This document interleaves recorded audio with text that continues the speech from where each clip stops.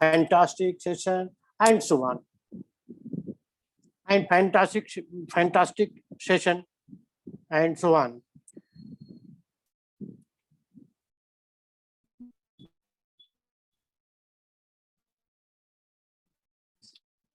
तो हमारे जिम में जो the task that I have been assigned, I am audible ना? हेलो हेलो, हाँ यस यस यस, क्योंकि हमें लगा कि अभी मेरा लेक्चर शुरू होने से पहले विश्राम चले गए क्या। तो अभी राजेश जी कह रहे थे कि ना वो जैसे जैसे वो सेशन आगे बढ़ रहा वैसे वैसे संख्या जो है कम हो रही है। तो संख्या तो कम होती ही है, क्योंकि आदमी के तमाम एंगेजमेंट्स होते हैं, तमाम रेजिडेंट्स होते हैं, और कौन कौन पर्सन के लिए ज्यादा इम्पोर्टेंट है। ऑल दीज फैक्टर्स जो है decide the active participation of the students in an event. तो my dear students, what I have been asked to share with you, there are two topics which I have been asked to share with you, and today's topic is preparation of the test manual, and tomorrow again I will be discussing my experiences and views about the adaptation of a test. You see कि अभी तक जो भी sessions चल चुके हैं उसमें जो कुछ आपने किया है टेस्ट कंस्ट्रक्शन के बारे में,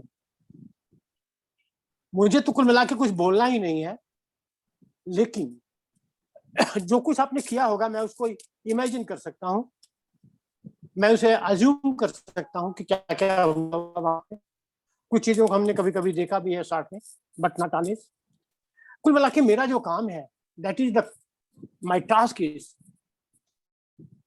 to present a conclusion to what happens when a test is developed and how the parts of the test construction is maintained. हम इसी एस्पेक्ट पर हमें बात करने के लिए कहा गया है, और इस एस्पेक्ट को हम नाम देते हैं preparation of test manual. My dear friends, preparation of test manual की जब बात होती है तो आप ये मान के चलो कि जो भी टेस्ट आपने किया है, जो भी टेस्ट आपने डेवलप किया है, जो भी टेस्ट आपने कंस्ट्रक्शन किया है, जब उसकी पूरी समरी, पूरी हिस्ट्री आप प्रेजेंट करते हैं या कंसोलिडेट करते हैं for the use of other people who are interested in your work, तो that draft is known as the test manual. Test manual means any tool, any book, any booklet that guides you how a particular test can be used, how the scores obtained after administering this test can be interpreted, and what are the applications of the test developed by a particular scholar. So these are the basic concepts of test manual जो आप के बारे में, जो उसके बारे में today I shall be sharing my views. तो फर्स्ट क्वेश्चन जिसके साथ मैं अपनी बात करना चाहता हूँ कि why should I prepare? Why should we prepare? Not I. Why should we prepare the test manual? Test manual क्यों किया जाए? आपने पहले दिन से लेके अभी तक जितना कुछ सीखा है, जितना कुछ लर्न किया है, वो क्या था? टेस्ट के बारे में। टेस्ट क्या होता है, टाइप क्या होते हैं, कैसे टेस्ट कंस्ट्रक्ट किया जाता है, आइटम का सिलेक्शन कैसे होता है, एनालिसिस कैसे होती है, और आइटम की टाइपोलॉजी कैसे तय करते हैं, आइटम के साथ कैटेगरीज कैसे अटैच करते हैं, फिर उन कैटेगरीज की स्कोरिंग कैसे करते हैं, नाम से बनाते हैं, नाम का यूज क्या होता है, ये सारी चीजें अभी तक आप कवर कर चुके हैं। तो जो मैं आपसे डील करूंगा इसमें से अधिकांश कॉन्सेप्ट आप अभी तक आप कवर कर चुके हैं। बस उन्हीं already the concepts already covered by you, मैं उन्हीं के व्यू में, उन्हीं के आलोक में, उन्हीं के प्रकाश में मैं आपको अपनी बात बताता हूं कि कैसे जो कुछ आपने किया है, कैसे आप उसे कंसोलिडेट करके एक बुकलेट का रूप दे सकते हैं, एक मैनुअल रूप दे सकते हैं, ताकि आपका जो वर्क है, आपका जो टेस्ट है, वो आज के समय में यूज किया जा सके, कल के समय में यूज किया जा सके, या इसके बाद भी यूज किया जा सके। ये जो तमाम तरह की इंफॉर्मेशन आप जिस रूप में प्रोवाइड करते हैं, is known as the test manual. तो let us start our point why test manual is important. So preparation of test manual is very important aspect of test construction. ये हमें बताता है कि हम कैसे किसी टेस्ट को यूज कर सकते हैं, और ये भी ध्यान रखिए कि अगर आपके पास मैनुअल नहीं है तो आप किसी भी टेस्ट को, चाहे आपने कंस्ट्रक्ट किया हो किसी और ने किया हो, आप उसको बहुत सफलतापूर्वक यूज में नहीं ला सकते हैं। और टेस्ट मैनुअल के बिना आपका जो टेस्ट है वो बहुत मायने नहीं रखता किसी भी व्यक्ति के लिए, क्योंकि टेस्ट कैसे किया जाएगा, कैसे स्कोर किया जाएगा, कैसे स्कोर का इंटरप्रिटेशन होगा, ये सारी चीजें उस मैनुअल में दी रहती हैं, उस बुकलेट में दी रहती हैं, जिसे हम टेस्ट मैनुअल बोलते हैं। और इसी मैनुअल में किसी भी टेस्ट की सारी जो साइकोमेट्रिक प्रॉपर्टीज होती हैं, आपने पढ़ा होगा, reliability, validity, discrimination, item analysis, तमाम चीजें आपने अभी तक पढ़ा होगा। ये सारी चीजें उस मैनुअल में दी गई रहती हैं। तो अगर ये चीजें आपको ना मिले, तो टेस्ट अगर आपको उपलब्ध भी हो और टेस्ट के फीचर्स आपको नहीं पता है, तो आपके टेस्ट के लिए आपका कोई बहुत मतलब आपके लिए नहीं रह जाएगा। मैनुअल वो चीज है, मैनुअल वो आपका टूल है जिसमें आपके टेस्ट के नाम्स भी दिए रहते हैं। जैसे मान लीजिए एंजाइटी का कोई टेस्ट है, तो एंजाइटी का स्कोर आया मान लीजिए 60, उस 60 का क्या मतलब है? एक सामान्य आदमी या एक स्टूडेंट जो अभी काम शुरू किया है किसी क्षेत्र में, और उसको क्या पता कि 60 का क्या मतलब है? ये मैनुअल जो होगा उस एंजाइटी टेस्ट का, वो बताएगा कि 60 का क्या मतलब है। और उस 60 का स्कोर का जो स्कोर है उसका इंडिविजुअल लेवल पे क्या मतलब है, समूह लेवल पर क्या मतलब है, या कम्युनिटी लेवल पे क्या मतलब है, ये सारी चीजें जो आपको हेल्प मिलती है तो आपको मैनुअल से मिलती है। और ये जो आप कंपेयर करते हैं कि ये अगर किसी का स्कोर 60 है तो उसका क्या मतलब है, इसको हम कैसे इंटरप्रेट कर सकते हैं, ये काम हम नॉर्म्स के माध्यम से करें कि मैनुअल में नॉर्म्स का भी उल्लेख होना चाहिए, जिसको अभी हम आगे चल के आपको हल्का फुल्का रेफर करेंगे, क्योंकि इन चीजों को आप ऑलरेडी पढ़ चुके हैं। हमें उनको समराइज करके एक खाका आपके दिमाग में बैठाना है कि कैसे जो है मैनुअल बनाए जाते हैं। तो मैं आपसे बात कर चुका कि टेस्ट मैनुअल जो है किसी भी कंस्ट्रक्टेड टेस्ट का सारा डिटेल दिया गया रहता है, निहित रहता है या उल्लिखित रहता है। तो चूंकि उसमें टेस्ट कंस्ट्रक्शन की सारी प्रक्रिया का संक्षेप में वर्णन होता है, प्लस क्या उपयोगी है आगे के जो स्कॉलर हैं उनके लिए, वो भी दिया रहता है। इसलिए साइकोलॉजी जो है इसे मैनुअल को ये brief history of the test का भी नाम देते हैं। यानी what is your test, how it has been developed, what are this नाम, how it can be used, all these things when taken together they provide us the manual. और ये manual जो होते हैं ये किसी टेस्ट के लिए, किसी कॉन्सेप्ट के लिए बनाए जाते हैं, जो टेस्ट कंस्ट्रक्शन का फंडामेंटल एस्पेक्ट होता है। सर एक्सक्यूज मी, आपका वीडियो नहीं आ रहा? हाँ सर, एक मिनट वो ठीक कर लीजिए, वीडियो नहीं आ रहा आपका। हाँ अब ठीक है, थोड़ा सा और करिए अपने चेहरे की तरफ। Yes, okay. नो सर, अभी भी आपका आधा चेहरा आ रहा है। अब नो सर, अभी भी नहीं। नो सर, थोड़ा सा और कीजिए, थोड़ा चेयर को आगे बढ़ाइए या कुछ। हाँ, ये देखो, अब ये मैडम जो बोल रही है ना, ये भी समझ लो वही बोलता है जो मैनुअल बोलता है। तो अभी is it visible? No sir, half face ही आपका चमक आ रहा है। मैंने स्पीकर, अब ठीक है सर, हाँ थोड़ा सा, हाँ अब ठीक है बिल्कुल। That's right. Thank you sir, thank you. Let me set it in this particular position.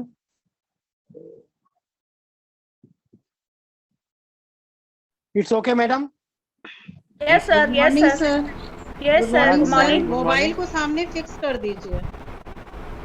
Actually आपका मोबाइल नीचे रखा है ना, इसलिए ऐसा हो रहा है। मोबाइल को सामने फिक्स कर दीजिए सर, आने लगेगा। आपके फेस के लेवल पे अगर होगा मोबाइल तो बेटर आएगा सर। हाँ, वो आप सही कर रहे हैं, लेकिन प्रॉब्लम क्या है कि आज मेरा लैपटॉप खराब है, इसलिए कहते हैं ना कि वो something is better than nothing, उससे काम चला रहे हैं। Now it is working? Yes sir. Yes sir, thank you sir. Okay, तो मैं बात कर रहा था टेस्ट के बारे में। अभी हमें इसमें मिथिलेश भी दिखाई पड़ी थी, मुझे अच्छा लगता है। तो दूसरी बात मैं जब कह रहा, जहां से बात कट गई, कि जो भी मैनुअल बोलते हैं, जो कि किसी कॉन्सेप्ट होते हैं, किसी वेरिएबल होते हैं, किसी एस्पेक्ट ऑफ बिहेवियर होते हैं, तो उनमें जो है हमें इस बात को दोहराना पड़ता है कि जो जो कुछ टेस्ट से रिलेटेड है, each and every aspect and component of the test construction should be mentioned in the manual. So from this discussion, from इस विवेचन से आपको ये पता चल गया होगा कि मैनुअल जो है, that is the very important aspect of test construction. Manual जो है, that is a brief history of all the components, aspects of the test, all the aspects which were involved in the construction of a particular test. So without manual, we cannot proceed in the direction of testing. So manual is must, and every student and teacher, any scholar who is constructing a test, who wants to use a particular test, he will be needing the manual. As without manual, हमारा जो अगला जो रास्ता होगा, it would be just like blind alley, अंधी गली की तरह होगा. हम टेस्ट तो कर लेंगे, लेकिन टेस्ट के बाद हमें क्या करना है, हम उसको नहीं समझ सकते. And this help is provided by the manual. So manual is very important. और रश्मि जी ने और उनकी टीम ने इसको लास्ट में रखा भी है, तो काफी इंटेलिजेंट है ये लोग, क्योंकि जब बच्चे सारा कॉन्सेप्ट पढ़े रहेंगे तो लास्ट में उनको मैनुअल समझने में बड़ी आसानी होगी. और इस तरह से ये बहुत जो उसे क्या कहेंगे कि इंटेलेक्चुअल सिस्टमेटाइजेशन ऑफ द आपका जो वर्कशॉप है, उसके लिए योर होल टीम जो है deserves congratulations. My dear friends, जब भी आप मैनुअल बनाते हो, मैं सीधी सीधी भाषा में बात करता हूँ, अनावश्यक टेढ़ा नहीं बनाता. सबसे पहले जैसे मान लो कि आपको एक टेस्ट आपने बनाया, एंजाइटी का, इंटेलिजेंस का, या कोई एप्टीट्यूड का टेस्ट बनाया, या कोई भी टी स्केल बनाई, सोशल कोई टेस्ट बनाया, तो सबसे पहले आपको अपने मैनुअल में अपने टेस्ट के बारे में बात करनी होती है कि आपका जो मैनुअल है वो किस कंसेप्ट के बारे में डिस्कशन दे रहा है, किस कंसेप्ट के बारे में वो डील कर रहा है. जब आपने एंजाइटी ले लिया, तो आपको अपने मैनुअल में फर्स्ट ऑफ ऑल आपको एंजाइटी के कंसेप्ट को इंट्रोड्यूस करना होगा, उसके डायमेंशंस को बताना होगा. और दूसरी बात ये कि जो टेस्ट आपने बनाया है, उस टेस्ट का संबंधित वेरिएबल के मापन में क्या उपयोगिता है, व्हाट इज इट्स सिग्निफिकेंस, ये चीज आपको एक्सप्लेन करनी होगी.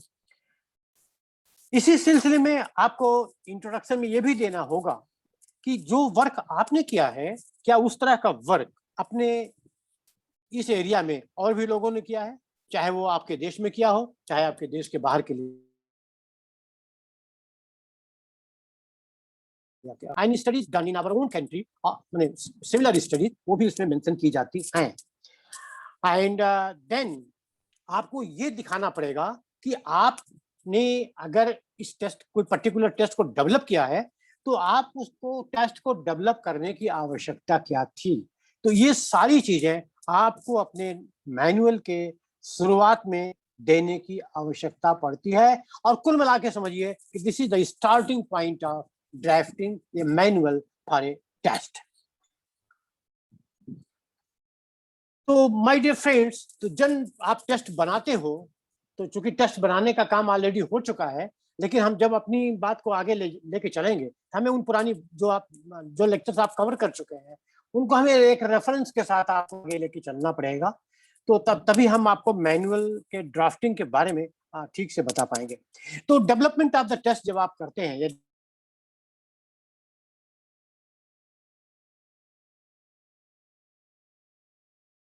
जब डेवलपमेंट हम बनाते हैं, तो मैनुअल आपका जब आप मैनुअल आपका कोई व्यक्ति खोलेगा, ओपन करेगा, तो उसमें सबसे पहले ये लिखा मिलेगा कि इतने आइटम शुरू में सेलेक्ट किए गए, और ये जो आइटम्स थे कहाँ कहाँ से लिए गए. जैसे मान लीजिए हमने 50 आइटम, 60 आइटम, 70 आइटम, कुछ भी 100 आइटम, 150 आइटम, किसी भी टेस्ट, किसी भी कंसेप्ट का मापन करने के लिए.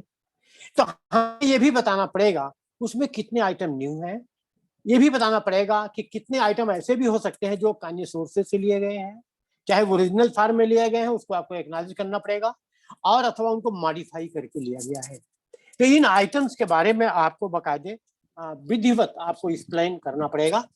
और साथ ही साथ आइटम आपके मैनुअल में ये भी चीज स्पष्ट होनी चाहिए कि जो आपका आइटम है या आपकी जो स्केल है, वो किस रूप में है, लिकर्ट फॉर्म में है, थर्स्टन फॉर्म में है, अथवा किसी और फॉर्म में है। तो ये चीज आपको तय करनी पड़ेगी। आप जानते हो कि लिकर्ट फॉर्म में स्केलिंग 5 की होती है, अब तो स्केलिंग 6, 7, 7, 8 की हो जा नए टेस्ट में आ रही है। और या थर्स्टन स्केल इस टाइप में आपका है, तो ये चीज आपको क्लियर करनी पड़ेगी। आपके जो मैनुअल है उसके अंतर्गत आपको ये चीज बतानी पड़ेगी। साथ ही जब हम मैनुअल लिखते हैं तो हमें ये भी देखते हैं कि हमारे जो आइटम्स, हमने जो आइटम सेलेक्ट किए हैं उसमें कितने पॉजिटिव आइटम थे और कितने नेगेटिव आइटम थे। नेगेटिव आइटम का स्कोरिंग का ढर्रा क्या है और पॉजिटिव आइटम्स के स्कोरिंग का पैटर्न क्या है, ये चीजें हमें दिखाई मैंने देनी पड़ेगी। जैसे मान लीजिए हमारी रिस्पांस कैटेगरीज थी strongly agree, agree and decided, disagree and strongly disagree. तो ये चीजें हमें हैं, तो इनके साथ हमें रिस्पांस वैल्यूज भी देनी पड़ेगी, जिनको हम बोलते हैं कोड, जैसे 5, 4, 3, 2, 1, 2, 3, 4, 5। तो जैसा आइटम है, जैसा आपका कंसेप्शन है, उसके हिसाब से करना पड़ेगा। साथ ही साथ आपके मैनुअल में ये भी चीज बहुत स्पष्ट उल्लिखित होनी चाहिए कि सिर्फ इतना पर्याप्त नहीं है कि उसमें पॉजिटिव आइटम भी है, नेगेटिव आइटम है। कौन आइटम पॉजिटिव है, कौन आइटम नेगेटिव है, ये चीज बहुत साफ साफ उल्लिखित होनी चाहिए, क्योंकि जो टेस्ट यूज करने वाला व्यक्ति होगा उसके ऊपर ये जिम्मेदारी नहीं छोड़ी जा सकती, क्योंकि वो क्या पता है कि आपने कैसा आइटम रखा है और उस आइटम का इंटेंशन क्या है। इसलिए ये भी देना पड़ेगा। आपको ये भी इंडिकेट करना पड़ेगा कि कुल मिला के, जैसे मान लो 50 आइटम का स्केल है, तो उस पे कितने मिनिमम स्कोर हो सकते हैं, कितने मैक्सिमम स्कोर हो सकते हैं। एक एग्जांपल छोटा सा आप लीजिए कि मान लीजिए आपने कोई स्केल बनाई और उसमें सपोज करो कि 50 आइटम है, तो 50 आइटम है और 5 कैटेगरी रिस्पांस है, तो माने रिस्पांस का जो रेंज होगा 1 से लेकर 5 तक होगा। तो आपका मिनिमम रिस्पांस 50 हो सकता है, मैक्सिमम रिस्पांस 252 हो सकता है। ये चीज आपको ज़्यादा देना पड़ेगा। नेक्स्ट, आपको ये भी अपने मैनुअल में स्पष्ट करना होगा कि आपने जो टेस्ट कंस्ट्रक्शन किया है उसका बेसिक सैंपल क्या रहा, किन लोगों पे किया है, उनकी डेमोग्राफिक कैरेक्टरिस्टिक्स क्या थी, क्योंकि उसी के आधार पे आगे ये तय हो सकेगा कि कोई व्यक्ति आपके उस टेस्ट को यूज कर सकता है अपने किसी स्टडी में अथवा यूज नहीं कर सकता है। ये चीज वहां पर आपको पहले से तय करनी पड़ेगी। और माय डियर फ्रेंड्स, दूसरी जो खास बात है कि आपको अपने टेस्ट में ये भी शो करना पड़ेगा कि क्या आपका टेस्ट टाइम लिमिट बेस्ड है।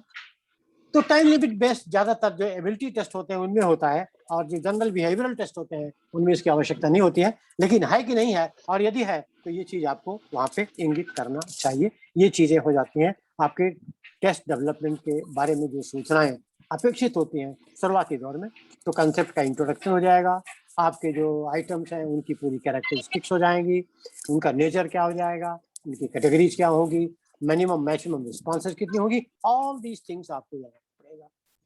और जब आपने टेस्ट आइटम ले लिया, स्कोर इकट्ठा कर लिया, तो आपको एक लेक्चर बहुत बढ़िया मिला होगा कि आइटम एनालिसिस भी करनी पड़ती है। तो आइटम एनालिसिस क्या है, आपको ये चीज स्पष्ट के जा चुकी है, लेकिन आपको अपने मैनुअल में आइटम एनालिसिस का भी उल्लेख करना पड़ेगा। यानी जो कंसेप्ट आपने लिया है उस कंसेप्ट के सिलसिले में जितने आइटम आपने फ्रेम किए थे वो आइटम आपके कंसेप्ट से रिलेटेड है कि नहीं है। इसके लिए आपको आइटम एनालिसिस करनी पड़ती है, कोरिलेशन निकालना पड़ता है, और इस चीज का भी विधिवत उल्लेख आपको अपने मैनुअल में करना पड़ता है। क्योंकि आइटम एनालिसिस के आधार पे ही आप जैसा कि आपको बताया गया होगा, हम किसी आइटम को फाइनल स्केल के लिए चुनते हैं अथवा उसको नहीं चुनते हैं, यानी उसको रिजेक्ट कर देते हैं। तो आइटम एनालिसिस कैसे कैसे की गई और फैक्टर एनालिसिस उसमें कैसे की गई, ये चीज आपको वहां पे ये चीज आपको वहां पे देना पड़ेगा। क्योंकि आइटम एनालिसिस के बगैर जो आइटम्स हैं उनकी वैलिडिटी क्या होगी ये नहीं कहा जा सकता। और चूंकि आइटम एनालिसिस इसलिए भी जरूरी है कि जब आप आइटम एनालिसिस करेंगे तो 2 तरह की स्थितियां आपको देखने को मिल जाएंगी, या 3 तरह की भी मिल सकती हैं, कि कुछ आइटम संबंधित कॉन्सेप्ट से स्ट्रांगली कोरिलेट कर सकते हैं, कुछ आइटम संबंधित कॉन्सेप्ट से वीकली कोरिलेट कर सकते हैं, और कुछ निगेटिव जा सकते हैं या कोई कोरिलेशन नहीं हो सकता है। तो इसके आधार पे हम अपने मैनुअल में इस चीज को बहुत क्लियरली मेंशन करेंगे कि कौन से आइटम स्ट्रांगली कोरिलेट किए हैं, जो कोरिलेट किए हैं, हम उन्हीं आइटम को फाइनल स्केल के लिए लेंगे, और ऐसे आइटम जो स्ट्रांगली कोरिलेट नहीं कर रहे हैं या सिग्निफिकेंटली कोरिलेट नहीं कर रहे हैं, उनको हम क्या करते हैं, एलिमिनेट कर देते हैं, उनको सीरीज से बाहर कर देते हैं, यानी उन्हें टेस्ट में शामिल नहीं करते हैं। इस संक्षिप्त विवरण से आपको ये बात स्पष्ट हो गई होगी कि आइटम एनालिसिस टेस्ट कंस्ट्रक्शन का कितना इंपॉर्टेंट एस्पेक्ट है, और इस पर आपने एक अच्छा लेक्चर लिया भी है। मैं आपका शेड्यूल देख रहा था। तो मित्रों, आइटम एनालिसिस जब आप करते हैं तो आइटम एनालिसिस के 3 बेनिफिट्स आपको मिलती हैं, और वो बेनिफिट क्या क्या हैं? इससे आइटम डिफिकल्टी का पता चलता है, आइटम डिस्क्रिमिनेशन पावर का पता चलता है, और जो अल्टरनेटिव्स आपने दिए हैं उनकी उपयुक्तता का भी पता चलता है। तो आपको अपने मैनुअल में चुने गए आइटम की एनालिसिस कैसे की गई है, कौन सा स्टैटिस्टिकल प्रोसीजर लागू किया है, कितने मूल आइटम थे, कितने सेलेक्ट हुए, कितने रिजेक्ट हुए, ये सारी चीजें आपको देनी पड़ती हैं। हम इसी को बोलते हैं आइटम एनालिसिस, जिसको आपको आपके टीचर्स ने पढ़ाया भी होगा, लेकिन आपको अपने मैनुअल में इस चीज का उल्लेख करना पड़ेगा, क्योंकि कोई भी रिसर्चर जब आपके टेस्ट को देखेगा, आपके बनाए गए टेस्ट को देखेगा, वो पहले देखेगा इनके आइटम्स की वैलिडिटी क्या है, वो संबंधित कॉन्सेप्ट से किस हद तक कोरिलेटेड है, इस चीज को वो देखेगा, तभी आपका टेस्ट यूज करेगा। अदरवाइज वो यूज नहीं करेगा, या वो सोचेगा कि उसके काम का नहीं है, वो दूसरे कोई अल्टरनेटिव जो है खोजेगा। तो आइटम एनालिसिस की बात को भी आपको अपने मैनुअल में, अपने ड्राफ्ट में देना पड़ता है, इस चीज का आप ध्यान रखेंगे। इस सिलसिले में एक बात और आपसे मैं शेयर करूं कि जब टेस्ट आपका बन जाता है, आइटम एनालिसिस के बाद जो स्थिति आती है,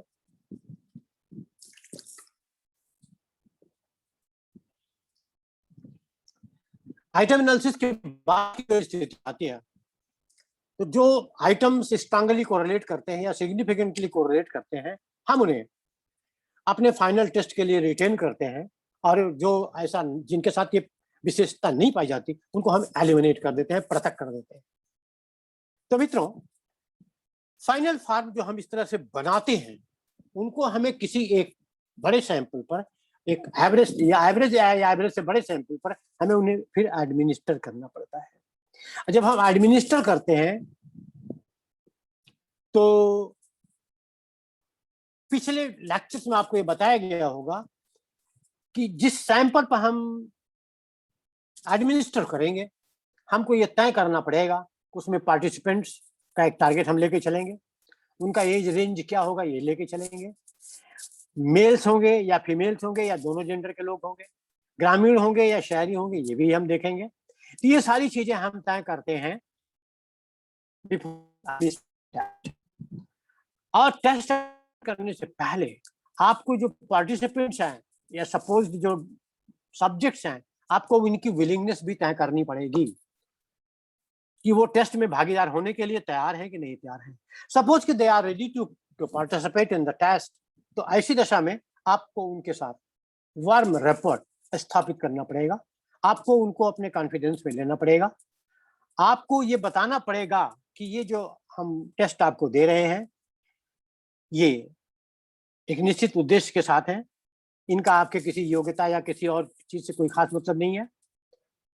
ये चीज उनको बता करके आप उनको अपने साथ वार्म रैपोर्ट एस्टैब्लिश करेंगे, ताकि वो आपके ऊपर उनको कॉन्फिडेंस हो सके और वो आपके क्वेश्चंस के प्रति ईमानदारी से ऑनेस्टली उत्तर दे सके। इसके अलावा ये भी ध्यान रखना होगा कि हमें प्रयोजकों को हर हालत में ये भी बताना होगा कि आपको टेस्ट को इतने समय में पूरा करना है। हम 15 मिनट समय देंगे या 20 मिनट देंगे या आधा घंटा देंगे, लेकिन ये ज्यादातर जो एबिलिटी टेस्ट होते हैं उनके साथ होता है। नॉन एबिलिटी टेस्ट में टाइम की लिमिट तो नहीं होती, फिर भी उन्हें निर्देशित किया जाता है तो वो काम जितना जल्दी हो सके उसको पूरा कर रहे हैं। तो इस तरह से टेस्टिंग का एक फेज आपका खत्म होगा, और उसी सैंपल पर, जिस सैंपल को भी आपने टेस्ट किया है, उसी सैंपल पर आप 4-5 हफ्ते के सप्ताह के बाद आप पूरा टेस्ट कर दीजिए, टेस्ट दे दीजिए, ताकि थोड़ा सा हमें रिलायबिलिटी निकालने में उससे मदद मिल जाएगी, और उसी को हम बोलते हैं री एडमिनिस्ट्रेशन ऑफ द टेस्ट। तो ये प्रोसीजर जो आपको बताया जा चुका है क्लास में, या सॉरी पिछले सेशंस में, इसको भी आपको अपने मैनुअल में देना पड़ेगा, तभी आपके मैनुअल का जो वैलिडिटी है उसको लोग एक्सेप्ट करेंगे, अथवा वो कहेंगे कि नहीं आपने कुछ चीजें छुपाई हैं, और टेस्ट कंस्ट्रक्शन में कोई चीज छुपाना नहीं चाहिए। दूसरी बात क्या है माय डियर फ्रेंड्स,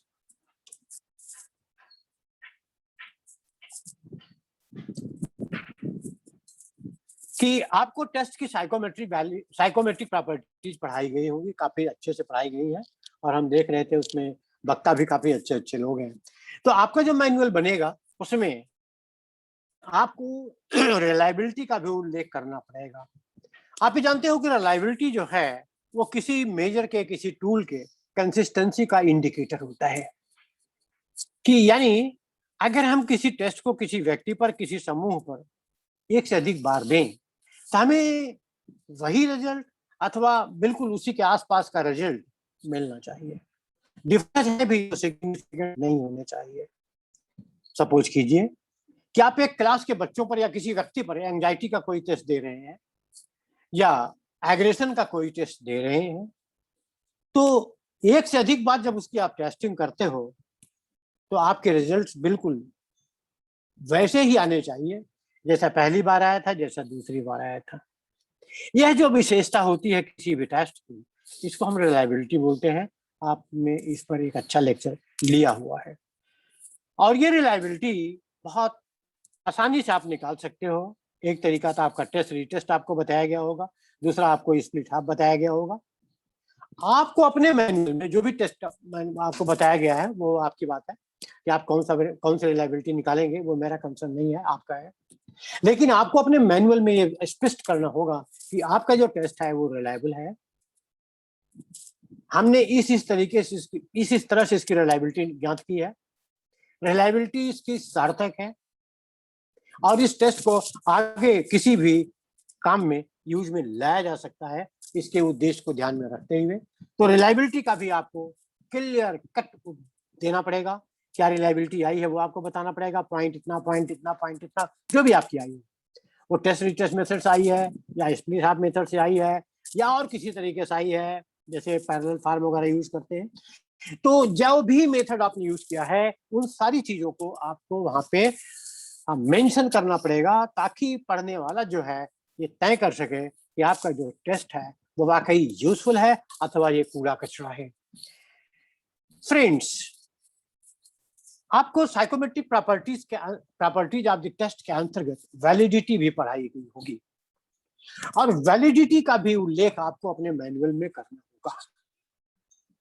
वैलिडिटी के बारे में आपको बताया जा चुका होगा कि वैलिडिटी किसी टेस्ट की वो विशेषता है जिसके माध्यम से ये निश्चित किया जाता है कि ये टेस्ट वास्तव में उसी चीज का मापन कर रहा है जिस वेरिएबल के लिए ये निर्मित किया गया है। फॉर एग्जाम्पल, कि अगर इंटेलिजेंस का कोई टेस्ट है तो उससे इंटेलिजेंस का मेजरमेंट होना चाहिए। पर्सनालिटी का कोई टेस्ट है तो पर्सनालिटी का मेजरमेंट होना चाहिए। इनसिक्योरिटी का कोई टेस्ट है तो इनसिक्योरिटी का मेजरमेंट होना चाहिए। और ये तय करना किसी भी टेस्ट के लिए बहुत आवश्यक होता है, क्योंकि अगर आपका टेस्ट वैलिड नहीं है, रिलायबल नहीं है, तो it is good for nothing, किसी काम का नहीं है। उसे कूड़ेदान, बेहतर है उसे रद्दी की टोकरी में आप फेंक दो। तो आपको अपने टेस्ट की वैलिडिटी भी तय करनी होगी कि आपने टेस्ट जिस उद्देश्य को लेकर बनाया, निर्मित किया, क्या आपका टेस्ट उस उद्देश्य में सफल है, संबंधित वेरिएबल या कॉन्सेप्ट का वो वास्तव में मापन कर रहा है, तभी आप उसको यूज करेंगे, तभी उसको आप पब्लिक करेंगे, अथवा आपको उसे पब्लिक नहीं करना चाहिए। तो वैलिडिटी इज वेरी इंपॉर्टेंट। जब आप कहते हैं कि validity is the extent to which a test measures what it purports to measure, यानी किसी भी टेस्ट में जिस चीज के मापन की कल्पना की गई है, विग्रह किया गया है, हाइपोथेसिस की गई है, उस टेस्ट के माध्यम से उस कॉन्सेप्ट का मापन होना चाहिए। ये मतलब है वैलिडिटी का। और अगर वैलिडिटी में आपका टेस्ट फेल करता है तो जैसा मैंने आपसे कहा, it is good for nothing. अब वैलिडिटी आप कौन सी निकाल रहे हैं, कौन सी नहीं निकाल रहे हैं, ये आपके ऊपर निर्भर करता है। आपको वैलिडिटी के बारे में आपके पिछले जो टीचर्स हैं, पिछली जो फैकल्टीज रही हैं जिन्होंने आपका लेक्चर लिया होगा, उन्होंने आपको बताया होगा। जैसे कंटेंट वैलिडिटी है, क्राइटेरियन रिलेटेड वैलिडिटी है, कंस्ट्रक्ट वैलिडिटी है, फेस वैलिडिटी है। ये वैलिडिटीज के डिफरेंट टाइप्स हैं और इनमें से आपने अपने टेस्ट के लिए कौन सी वैलिडिटी कैलकुलेट की है, इस चीज का आपको अपने टेस्ट में अपने मैनुअल में इसका उल्लेख करना चाहिए। जब आप कंटेंट वैलिडिटी की बात करते हैं तो आपको ये तय करना चाहिए कि आप संबंधित कंटेंट के बारे में maximum number of items select करिए, क्योंकि larger the number of items larger is the probability for the validity of the test. तो ये कंटेंट वैलिडिटी को इंश्योर करने के लिए आपको अधिक से अधिक आइटम्स को चुनना चाहिए जो कि संबंधित कंसेप्ट के मल्टी डायमेंशनल एस्पेक्ट को कवर करते हैं। जैसे किसी से कह दिया कि जो दिखाई पड़ता है वही व्यक्तित्व है, तो अब ये तो एक तो ये सतही बात है। ऐसी 10-2-4 आइटम आप और ले लो तो आपको हमने पर्सनालिटी का टेस्ट बना लिया। नो, आप पर्सनालिटी का टेस्ट बनाइए, आपका स्वागत है, आपको बधाई है, लेकिन जो टाइप आइटम्स आप बनाइए उन आइटम्स की जो उपयुक्तता है, रेलिवेंस है, जब आप किसी एक्सपर्ट व्यक्ति से, एक्सपर्ट स्कॉलर उसको इवैल्यूएट करवाते हैं तब तय होता है। तो इसलिए मैक्सिमम नंबर ऑफ आइटम्स आपको लेना पड़ेगा। तो आपको यह तय करना पड़ेगा कि किस तरह की वैलिडिटी आपने अपने टेस्ट के लिए निकाली है। कंटेंट वैलिडिटी निकाली है या क्राइटेरियन रिलेटेड वैलिडिटी निकाली है, जिसमें आपके कॉन्करेंट वैलिडिटी आवेगी या प्रेडिक्टिव वैलिडिटी आवेगी। फिर कंस्ट्रक्ट वैलिडिटी भी आप चाहें तो ज्ञात कर सकते हैं, और या एक सबसे आसान जो है माय डियर फ्रेंड्स, वो है आपकी फेस वैलिडिटी निकालना, तय करना। लेकिन हमने आसान की बात करी है, उपयुक्तता की बात नहीं की है। इसमें जो हमने दिया है लास्ट में हम आपसे बात कर रहे हैं content validity, criterion validity, construct validity and then face validity को भी हम उल्लेख में लाना चाहते हैं, क्योंकि कभी कभी इसके आधार पे भी हम कुछ लोगों को कुछ चीज को हम मान लेते हैं हाँ उसका टेस्ट है। जैसे मान लीजिए किसी टेस्ट के ऊपर फर्स्ट पेज पे कवर पे लिखा हुआ है एंजाइटी स्केल, तो जब आपने एंजाइटी स्केल के नाम पे उस टेस्ट को एंजाइटी का मेजरमेंट मान लिया, यह जो आपका अप्रोच टुवर्ड्स टेस्टिंग है इसको हम बोलते हैं फेस वैलिडिटी। लेकिन इस फेस वैलिडिटी का हमारे साइकोलॉजी में कोई खास उपयोग नहीं है, क्योंकि फेस वैलिडिटी आवश्यक नहीं है कि वो चीज इंटरनली उसमें हो जो फेस के आधार पर दिखाई पड़ रही है। जैसे मान लो कि कोई व्यक्ति बहुत टीका उका लगाया है, चंदन पेस्ट किया है अपने मत्थे पर, तो आप कह दो वो सन्यासी होगा, तो जरूरी नहीं है कि वो सन्यासी होगा।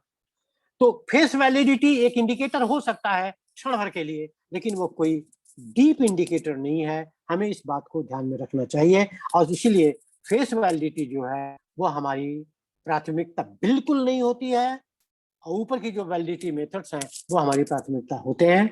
हमें उनमें से किसी का उपयोग कर सकते हैं। तो हम ये बताएगा कि आपने वैलिडिटी, आपका टेस्ट जो है वो कितना वैलिड है, और वैलिडिटी जो आपने निकाली है वो किस तरह से निकाली है। तो वैलिडिटी आपने कैसे तय करी है, वैलिडिटी आपने किस तरह से कैलकुलेट की है, इन सारी चीजों का उल्लेख आपको मैनुअल में करना पड़ता है। ये साइकोमेट्रिक प्रॉपर्टीज का one of the very important aspect आपका है। इस तरह से रिलायबिलिटी हो गई, वैलिडिटी हो गई। Psychometric properties of the test में जो अगला हमारा स्टेप होता है बच्चों, वो क्या है, नॉर्म। क्योंकि किसी भी स्केल के लिए, किसी भी टेस्ट के लिए, किसी भी इंस्ट्रूमेंट के लिए नॉर्म बहुत जरूरी है। हम पहले भी आपको इसका उल्लेख कर चुके हैं शुरुआत में, क्योंकि नॉर्म ही वो आधार होते हैं जिसको दृष्टिगत रखते हुए हम ये तुलना करते हैं कि कोई व्यक्ति किसी वेरिएबल पर या किसी कॉन्सेप्ट या किसी स्केल पर अन्य लोगों की तुलना में, किसी समूह की तुलना में कहाँ स्टैंड करता है। तो नॉर्म्स के बारे में भी आपको लेक्चर हुए हैं, काफी अच्छे लेक्चर हुए हैं, लेकिन फिर भी चूंकि हम मैनुअल की बात कर रहे हैं इसलिए हमें भी नॉर्म के बारे में आपसे बात करनी है। हम आपको नॉर्म एक्सप्लेन करने नहीं जा रहे हैं क्योंकि वो हमारे क्षेत्र से बाहर है मौजूदा में, लेकिन नॉर्म का उल्लेख हमारे लिए आवश्यक है, क्योंकि जब भी हम मैनुअल बनाएंगे तो नॉर्म का उल्लेख उसमें होगा, क्योंकि नॉर्म के अभाव में कोई भी टेस्ट किसी काम का नहीं है। तो इसीलिए कहा जाता है कि नॉर्म्स आर द मस्ट, क्योंकि without norm you can not interpret the score of a person.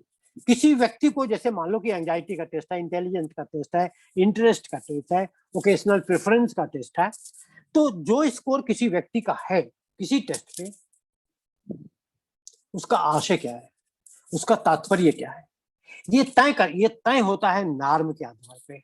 और नॉर्म जो बनते हैं वो समूह के स्कोर के आधार पे बनते हैं।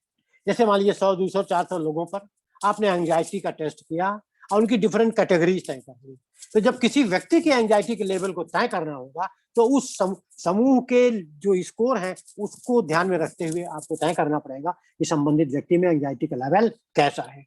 तो जो हमारा ये कंपैरिजन का बेसिस है उसी को हम बोलते हैं नॉर्म।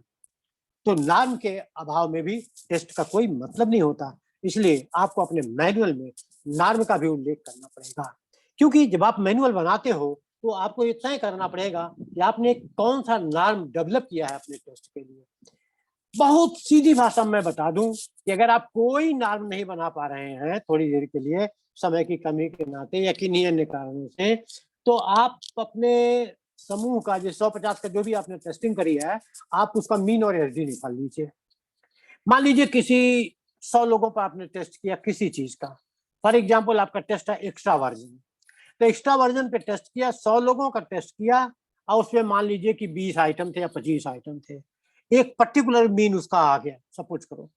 अब उस मीन के आधार पे किसी व्यक्ति के स्कोर को आप कंपेयर कर सकते हो। अगर उसका स्कोर उस समूह के मीन से नीचे है तो टेंडेंसी कम मानी जाएगी, और समूह के स्कोर से ऊपर है तो टेंडेंसी अधिक मानी जाएगी। ये नॉर्म का मतलब होता है। एक बहुत सीधा साधा नॉर्म जो है, ये मीन भी आपके लिए नॉर्म का काम कर सकता है, लेकिन ज्यादातर दशाओं में हम मीन से ही काम नहीं चलाते हैं, हम नॉर्म के अन्य जो फॉर्म्स हैं उनको यूज में लेते हैं।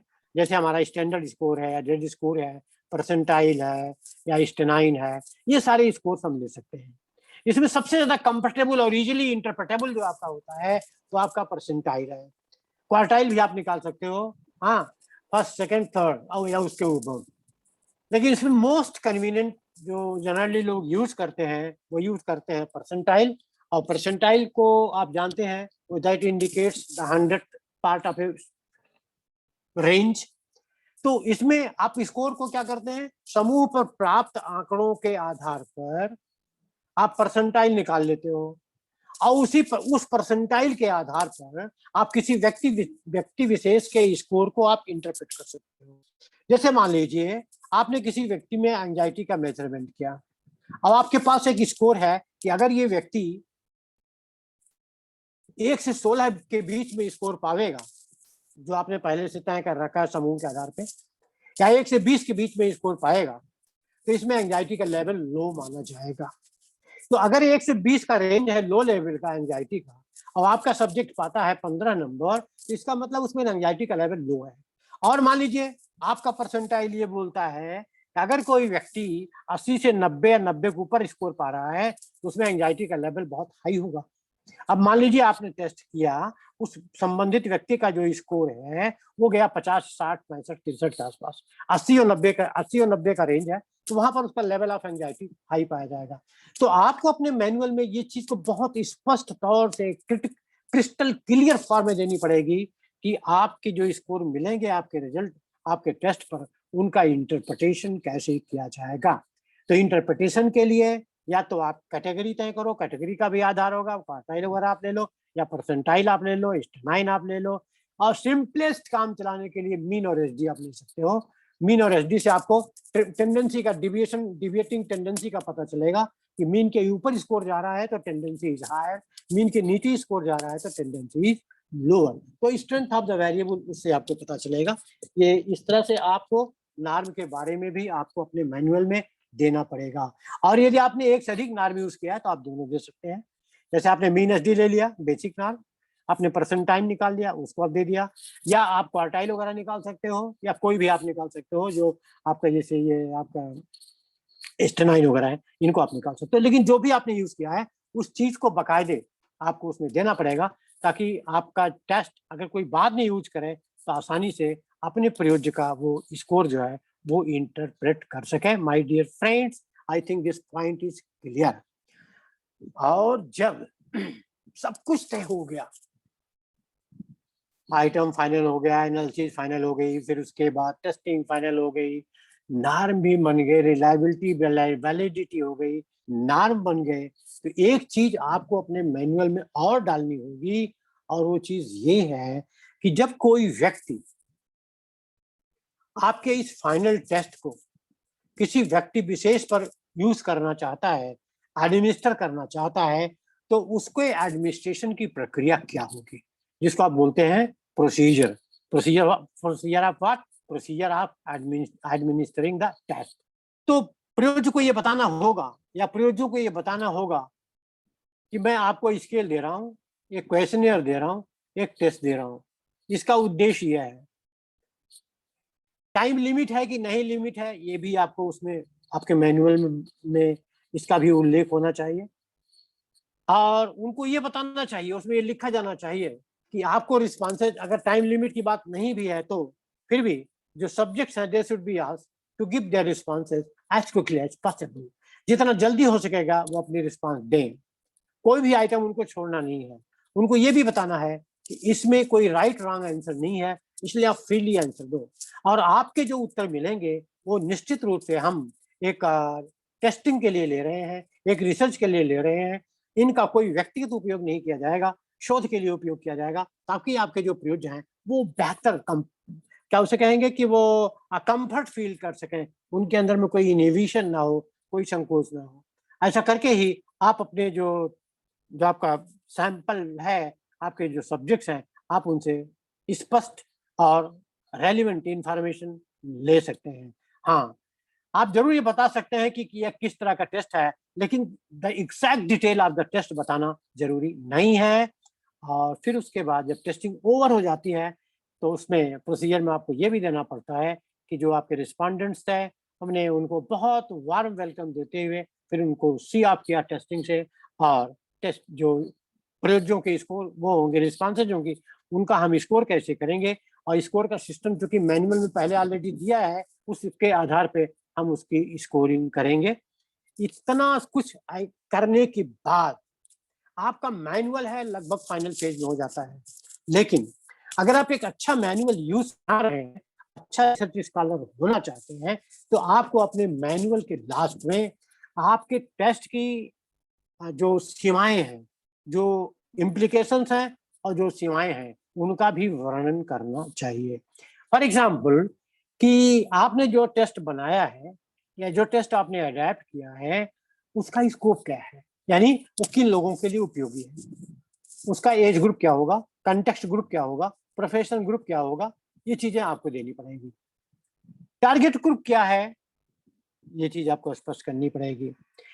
इसके क्या फायदे हैं, एडवांटेजेस हैं टेस्टिंग में, काउंसलिंग में, सिलेक्शन में, प्रेडिक्शन में, success achievement and success prediction में इसके क्या उपयोग हो सकता है, जहां तक संभव हो इस चीज का भी उल्लेख आपको करना चाहिए। एंड फ्रेंड्स, आपको आगे चल करके लास्ट पॉइंट के रूप में ये भी देना चाहिए कि हम तो ये समझते हैं कि हमारा टेस्ट ये ठीक है, अच्छा टेस्ट है, उपयोगी टेस्ट है, अच्छे रेलिवेंट इंफॉर्मेशन मिलेंगी, लेकिन इसमें क्या लिमिटेशन है ये भी आपको देना पड़ेगा। बस जान लीजिए कि लिमिटेशन में सबसे बड़ा लिमिटेशन आता है सैंपल। सैंपल आपका कैसा था, छोटा था क्या बड़ा था? अगर छोटा सैंपल है तो उसकी जनरलाइजेबिलिटी बहुत पुअर होगी। सैंपल अगर लोकलाइज्ड है तब भी उसकी जनरलाइजेबिलिटी नेशनल लेवल पे कम होगी। ये चीज आपको वहां पर इंगित करना चाहिए। भाषा क्या है उसकी, किस एज ग्रुप के लिए बना है, किस परिवेश के लोगों के लिए बना है, क्या इसमें कोई कल्चरल फैक्टर भी इन्वॉल्व है अथवा नहीं है, ये सारी चीजें आपको अपने मैनुअल के लास्ट में देना चाहिए। क्योंकि एक अच्छा जो रिसर्च स्कॉलर है जब भी आपके मैनुअल को देखेगा तो वो यूज एंड लिमिटेशन इस पर भी उसका ध्यान जाएगा, और लिमिटेशंस जितनी कम होंगी आपका टेस्ट उतना अच्छा माना जाएगा, उतना ज्यादा यूजफुल माना जाएगा। लेकिन जो भी लिमिटेशन है, ये चीज आपको देनी चाहिए। जब आप थेसिस वगैरह लिखते हैं, आजकल का जो पैटर्न आ गया है, अब पहले जमाना नहीं रह गया कि आप रिजल्ट एनालिसिस करके दे दिए, नहीं, आपको रिजल्ट को जस्टिफाई करना पड़ता है, उसकी लिमिटेशन देनी पड़ती है, इम्प्लीकेशन देनी पड़ती है, सजेशन भी देनी पड़ती है। तो ये सारी चीजें आपको देना पड़ेगा। पहले ऐसा नहीं होता था, लेकिन आजकल के ट्रेंड में ये चीजें आ गई हैं। And lastly my dear friends, जब मैनुअल आप तैयार करते हो, तो मैनुअल के सिलसिले में जो भी आप स्टडी करते हो, कॉन्सेप्ट लिया, उसको डिफाइन किया, उसके जो स्टडीज है उनको कोट किया, आपने का जो टेस्ट है वो उसके स्रोत क्या रहे हैं, आइटम के स्रोत क्या रहे हैं, किन किन चीजों से आपने सहायता ली है, इन सारी चीजों को रेफरेंस के रूप में आपको कंसोलिडेट करना पड़ेगा। और जब आप इसको रेफरेंस के रूप में कंसोलिडेट करते हैं, तो इसी को हम लोग बोलते हैं रेफरेंस लिस्ट। यानी कितने लोगों को आपने स्टडी किया, सॉरी, कितने लोगों के मैटर को आपने कंसल्ट किया, कितने लोगों के कामों से आपको सहायता मिली, किन किन लोगों के कामों को आपने कोट किया है, वो सारे रेफरेंसेस आपको at the end of the manual alphabetical order में एपीए पैटर्न में आपको देना चाहिए। ये ढर्रा सिर्फ मैनुअल में नहीं, आपके रिसर्च पेपर में और आपके थीसिस में भी आता है। तो इस तरह से मैनुअल का प्रिपरेशन आप इंट्रोडक्शन से शुरू करते हैं, कॉन्सेप्ट से शुरू करते हैं, रेफरेंस तक जाते हैं, और इस तरह से मैनुअल की जो ड्राफ्टिंग है उसकी जर्नी पूरी होती है। हमें उम्मीद है कि आपको हमारी इन बातों से थोड़ा बहुत लाभ जरूर हुआ होगा, और मैं इन्हीं शब्दों के साथ अपनी बात को समाप्त करता हूं, और डॉक्टर रश्मि जी को और उनकी पूरी टीम को बहुत साधुवाद देता हूं कि मुझे उन्होंने आप लोगों से मिलने का एक मौका दिया। Thank you very much.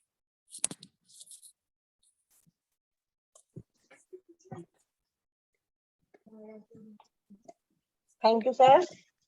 Thank you so much. Hello. Yes yes, सुन रहे हैं। जी जी सर, अब मैं पार्टिसिपेंट सर हमारे हैं, उनसे कहना चाहूंगी कि अगर कोई भी क्वेश्चंस हैं आपके, कोई भी क्वेरीज है, तो सर से आप प्लीज क्लियर करें। यस सर, मेरा एक क्वेश्चन था। सर, जैसे आपने अभी बात करा that you know it is very important that we use a test which is culturally fair, and even if there are certain things that we are keeping in mind while making that test, it is very important that we mention it in the test. तो sir, कभी कभी ऐसा होता है that we are using like mostly अभी right now the kind of trend that is that there are more number of English written test than Hindi written test. तो उसमें suppose अगर हम लोग कोई टेस्ट बना रहे हैं for Delhi NCR people, so is it important that we mention that this test is only for yes my dear child, Hanji, I hope it might have been told to you in previous lectures. When you are preparing a test, yeah, you need to prepare a test for a particular group, Hanji, which may especially focus on culture or language. So keeping in view the context for which the test is to be constructed or developed, that must be kept in mind. कुल नहीं है कि हिंदी के test कम use होते हैं, अंग्रेजी के test ज्यादा यूज होते हैं। जहां पर कि इंग्लिश एक ज्यादा मोस्ट फ्रिक्वेंटली यूज लैंग्वेज है, वहां अंग्रेजी का टेस्ट है। लेकिन जो हिंदी बेल्ट है, जैसे आपका यूपी, बिहार, मध्य प्रदेश, राजस्थान, यहाँ जो स्टूडेंट लेवल है, वहां पर तो हिंदी यूज करती है।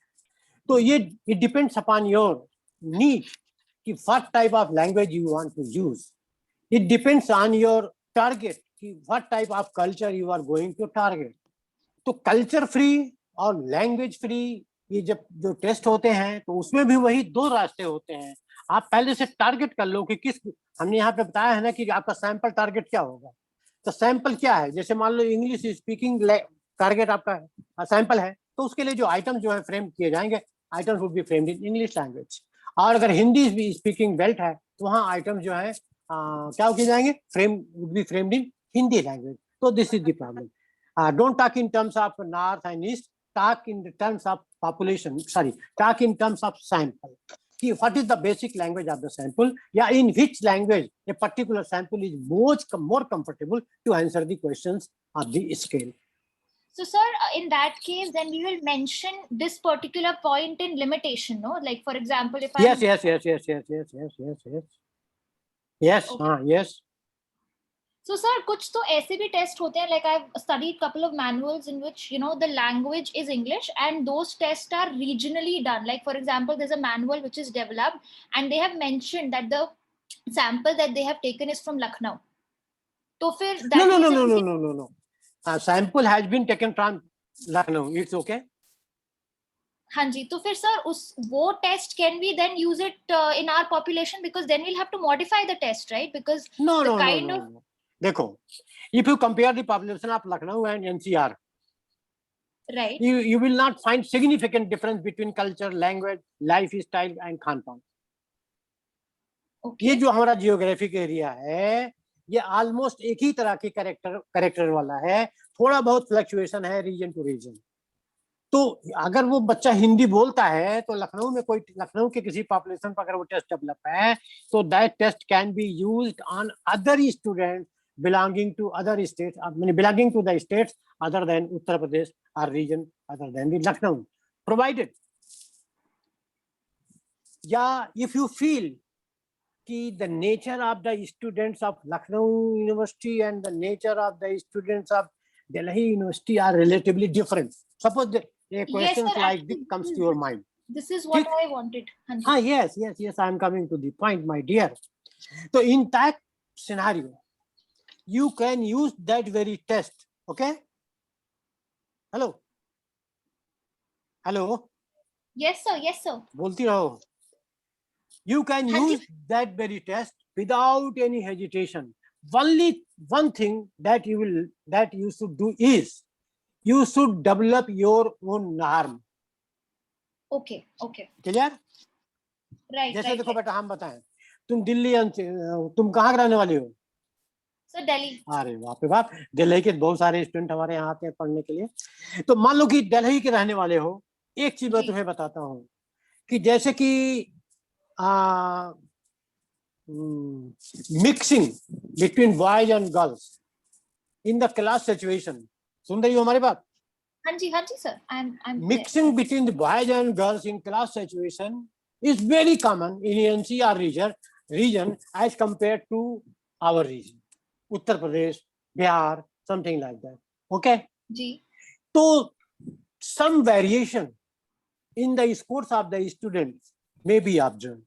In such circumstances, every manual suggests that if there is any variation in the nature of the sample of the basic study and the sample which you are going to target, if there is any difference between the two sample characters, ji. so you should develop your own norm. जैसे देखो, openness, right? Ji. Openness in our society and openness in Delhiite society एक ही होगा, अलग अलग होगा? In so which two societies in Delhi and Delhi and in Uttar Pradesh अलग होगा sir. There will be अलग definite होगा. ठीक. differences. तो आप जैसे मान लो कि ओपननेस का आपने वो बना रहे हो कि कहाँ के बच्चे ज्यादा ओपननेस को पसंद करते हैं. जी. तो आपको अपने सैंपल की स्टडी करना है. तो सब हमको ये देखना है, मान लो कि दिल्ली के बच्चों में ओपननेस के प्रति क्या लाइकिंग है, दिल्ली के बच्चों में मॉडर्निटी के प्रति क्या लाइकिंग है, दिल्ली के बच्चों में रिलीजन के प्रति क्या लाइकिंग है. तो रिलीजन का जो टेस्ट है, जो नॉर्थ इंडिया के किसी भी हिंदी बेस्ड सैंपल पर बना है, वो टेस्ट आप वहां यूज कर सकते हो. और for better satisfaction you can develop your own norm.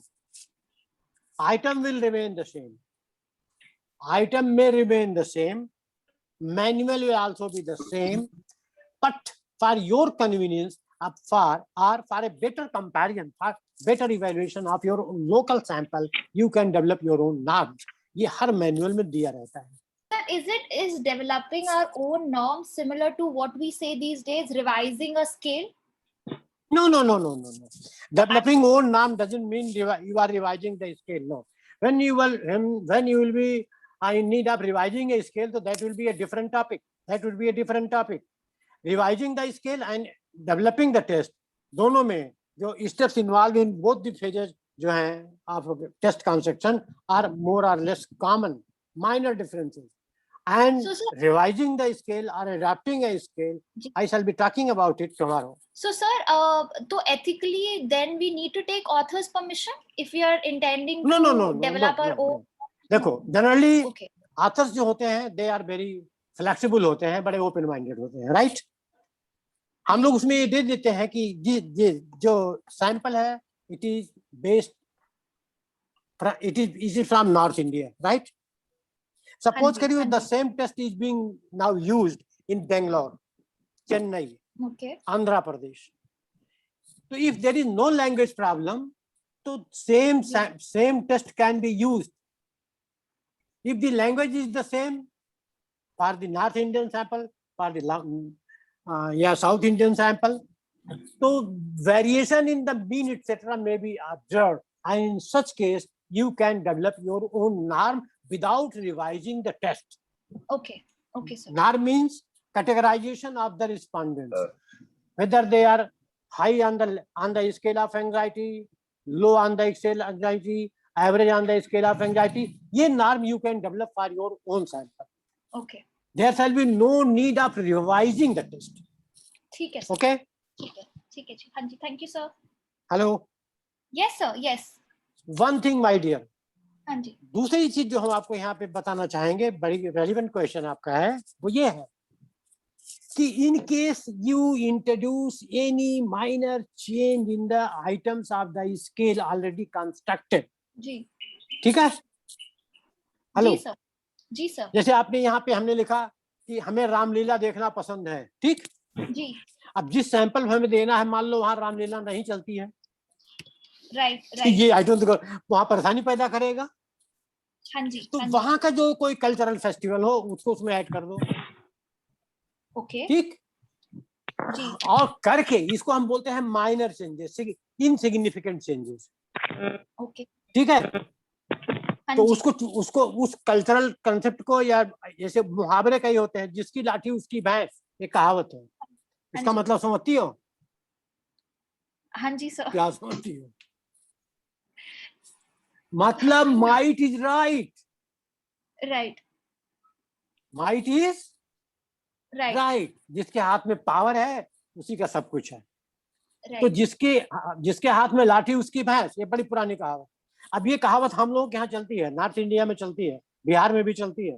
अब हो सकता है कि साउथ में ना चलती हो, Right. हो सकता है कि दिल्ली के बच्चे जो नई पीढ़ी वाले बच्चे वो ना जानते हो. हाँ जी. पुरानी पीढ़ियां तो जानती हैं, क्योंकि नॉर्थ इंडिया में या कहीं भी बड़ा वो पॉपुलर मुहावरा रहा, इडियम रहा है कि माइट इज राइट, जिसकी लाठी उसकी भैंस. जी. तो अब इस आइटम को जिस सैंपल पर तुम देना चाहते हो वो नहीं समझने की स्थिति में है, ठीक है? हाँ जी. हाँ जी. इस आइटम को हल्का सा मॉडिफाई कर दो. ठीक है. क्या कर सकते हो? जिसके पास शक्ति है उसके लिए कुछ भी संभव है. हेलो. Right. Right, sir. बात बैठ गई दिमाग में? हाँ जी. हाँ जी. जिसके पास शक्ति है उसके लिए सब कुछ संभव है. अब देखो, ये minor changes you have introduced to the existing scale. जी. In such a case, there shall be no need of revision. Number 1 note कर लो, ठीक? ठीक है, सर. बस उसमें क्या कर सकते हो कि उसका फिर से, जब चूंकि सैंपल तुम्हारा चेंज हो गया, कुछ जी. एक आइटम में हल्का फुल्का परिवर्तन कर दिया गया है, तो अगर आप एडाप्टेशन कर सको तो सो फार सो गुड. ओके. अदरवाइज आप उसका क्रॉनबैक अल्फा निकाल लो, आपका काम चल जाएगा आराम से. ओके. ओके. क्रॉनबैक अल्फा जो कर लोगे तो रिलायबिलिटी वैलिडिटी दोनों का काम उससे आपका चल जाएगा, और आपको टेस्ट यूज करने में कोई ऑब्जेक्शन नहीं खड़े होंगे, ठीक? ठीक है, सर. जैसे आप दिल्ली के हैं, अभी कल रात में किसी दिल्ली के बच्चे का मेरे पास आया था मेल कि सर हाँ, ये जी. टेस्ट जो आपका यूज करना चाहते हैं तो क्या हमारे सैंपल के लिए उपयोगी है? तो चूंकि वो टेस्ट पेशेंट पे है, जी. तो पेशेंट अगर हिंदी बोल सकता है तो उसके लिए यूजफुल है वो, Right. ठीक? right. और बोलो, एनीथिंग एल्स? सर, इंडिया में कोई ऐसी कोई रेगुलेटरी बॉडी है विच कैन हेल्प जो भी नए लोग जो टेस्ट डेवलप कर रहे हैं उनको, जैसे एक kind of a check system where all of these nitty-gritties of a test can be taken into account, और वो एकदम अच्छे से समझ पाए, ऐसी कोई बॉडी है, या अगर suppose if I develop a test, then where should I be publishing my test knowing that my test is actually qualifying the minimum stature? So it would be better, जी first of all, at the initial stage, you try to have an interaction with your immediate supervisor, okay sir, immediate colleague or supervisor. Okay Seek opinion from some persons, some expert person working exactly in the same area. Okay Suppose your test belongs to health area, जी so you should consult some people from health area. Okay They will evaluate the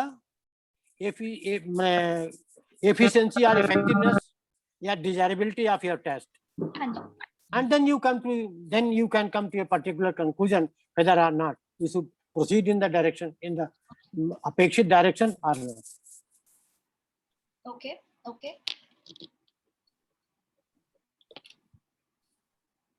Hello. हाँ जी sir. Sir इसके बाद once we are through with that stage, जैसे आपने बोला experts की opinion लेना is at when we are doing the content validity, या पहले हम लोगों ने फेस वैलिडिटी भी कर ली, फिर कंटेंट वैलिडिटी भी कर ली after seeking opinions from all the experts of our field. When we are through with that नहीं, स्टेज, पहली बात देखो, फेस वैलिडिटी की बात तो मत करो, है ना। जी वो चूंकि इतिहास में चला आ रहा है, इसलिए मैंने उसको संदर्भित कर दिया। जी आप अपना सीधा आप आइए, मिनिमम कंटेंट वैलिडिटी पर आइए या क्राइटेरियन वैलिडिटी पर आइए। हाँ बोलिए आगे। हाँ जी, तो सर जब ये पूरा stage we have cross the stage and even we have done factor analysis and we have got the items, इसके बाद जब फाइनल मैनुअल प्रिपेयर हो गई, उसके बाद आई एम आस्किंग कि वो लास्ट स्टेज में if you want to get our manual published, किन ऑर्गेनाइजेशंस को हम पब्लिश के पास जाके we can get those manual published? No. इसके लिए there is no pre-decided system or suggestion. There are so many publishers in the field of psychology, right? So when you develop a test, adopt a test, या prepare a test, you should communicate to the people who are dealing with the psychological instruments and tests. If they will find suitable your proposal for their present scheme of publication, they will entertain it. So Right, just otherwise to, sir, or you Yeah. can publish it on, you can publish it on your own also. Mind one right, thing. आप ये भी कर सकते हैं कि मोहताज होने की आवश्यकता अगर नहीं है, अगर आप कहीं से आप पब्लिश कर लेंगे खुद को, मान लीजिए उसको, तो फिर आपकी पब्लिश वो खुद ही करेगा, आपको उसके चक्कर में नहीं पड़ना पड़ेगा। right, so sir वही ना कि as a research paper also we can target some scopus या ABDC journals में जहाँ पे हम लोग अपना जो publication है वो publish कर सकते हैं, right sir? Is हाँ, that what yes, you're yes. saying? हाँ जी सर, बस यही पूछना था। Okay, Thank you sir. thank you, all the best.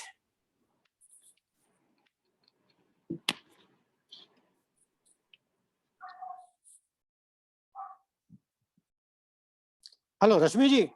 Ji sir. Sir और कोई पार्टिसिपेंट है तो प्लीज पूछिए सर से। संजय सर, आपका कोई अरे क्वेश्चन? जी अरे देखो, गिरते पड़ते 72 लोग आगे, वाह वाह। रश्मि का जलवा है भाई, है। नहीं ma'am, no question, thank you ma'am. Okay okay, और किसी का कोई question? Ma'am, I do not have any question. Good afternoon, sir. Sir, I'm Pooja Tomar from BHU 2011 batch. So, क्या नाम है तुम्हारा? sir, Pooja Tomar. ओ, तो तुम मुझे समझ रही होगी तुम, हैं? चेहरा दिखाओ पूजा नहीं तो सर को पहचान अरे जी हम सर। देख रहे हैं। पूजा तोमर हाँ हमें जी। याद है, नाम याद है इसका। Sir, वो शालिनी मित्तल मोहित त्यागी वाले batch से। अरे हम समझ गए जी, समझ गए। तुम भी हमें पहचान रही हो कि नहीं पहचान रही हो? सर मैंने तो कल ही बता दिया था अपने ग्रुप में कि आरएन सिंह सर आ रहे हैं। मैंने कल ही डिस्कस किया था। सर बहुत अच्छा लगा एक बार फिर से आपको सुन के, देख के ऐसे अच्छा लगा। अब देखो बेटा ना, हम तो इसीलिए देखो लॉकडाउन वहाँ पे क्लास लेते थे, लेकिन अब लॉकडाउन में सब यूनिवर्सिटी लगभग बंदी चल रही है, तो बच्चों से वैसे नहीं मिल पाते हैं। तो बच्चे तो भाई हम लोग की जो, जैसे किसी आदमी की पैतृक प्रॉपर्टी होती है, हम लोगों की प्रॉपर्टी हमारे बच्चे होते हैं। तो इट्स वेरी फाइन कि I am seeing you here, बड़ा अच्छा लग रहा है तुम्हें देख के। थैंक यू और सब बढ़िया है ना? क्या कर रही हो अभी?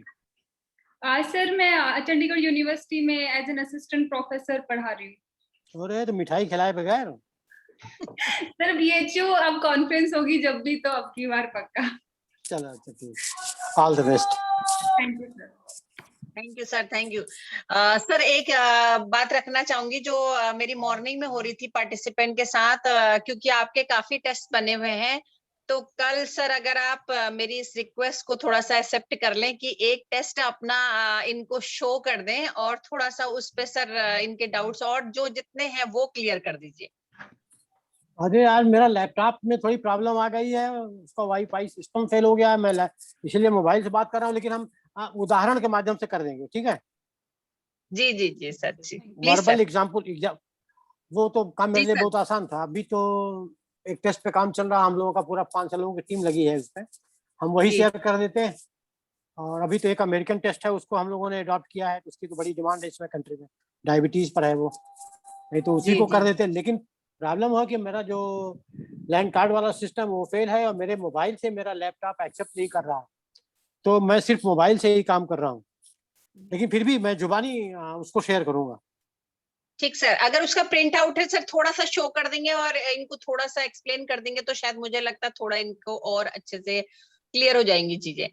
I will try. Okay sir, thank you so much. Doctor Savita sir का हम प्लीज देखो आप। ना, इसीलिए हम रश्मि, इसीलिए हम पीपीटी नहीं भेज पाए, जबकि मेरी जी पीपीटी जी तैयार थी आपके लिए, लेकिन अब चूंकि I am suffering with the technical problem with my system, तो हमने कहा चलो something is better than nothing, जुबानी कुछ हो जाए। नहीं सर, आप इतना अच्छा एक्सप्लेन करते हैं, मुझे नहीं लगता कि किसी को समझ में नहीं आया होगा।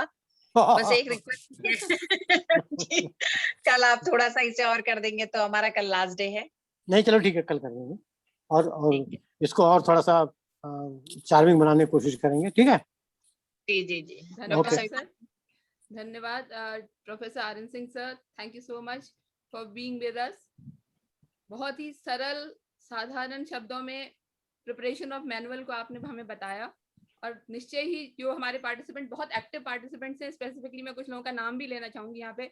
संजय सिंह सर हैं, गीतिका नागर मैम हैं, हैप्पी सक्सेना मैडम हैं, तो ये लोग बहुत अच्छे से, और श्रेया हैं, तो ये बहुत अच्छे से काम कर रहे हैं सर। बहुत पार्टिसिपेशन इनका दिखाई दे रहा है हमें लगातार पूरे वर्कशॉप में। तो इन लोगों को तो स्पेसिफिकली और हम सभी को सर बहुत अच्छे से प्रिपरेशन ऑफ मैनुअल का एक नॉलेज रिवीजन फिर से हो गया। तो मैं अपनी पूरी टीम की तरफ से, डॉक्टर रश्मि पंत की तरफ से, डॉक्टर राजेश भट्ट की तरफ से, डॉक्टर सुरेंद्र धलवाल की तरफ से, और हमारी पूरी ऑर्गेनाइजिंग कमेटी, हमारे टेक्निकल स्टाफ की तरफ से आपका धन्यवाद करती हूँ। और फिर से उम्मीद करेंगे सर कि हम आपको जरूर सुने, कल हम आपसे फिर से मिलें दोबारा, और आप हमारे कुछ क्वेरीज जो भी हमारे पार्टिसिपेंट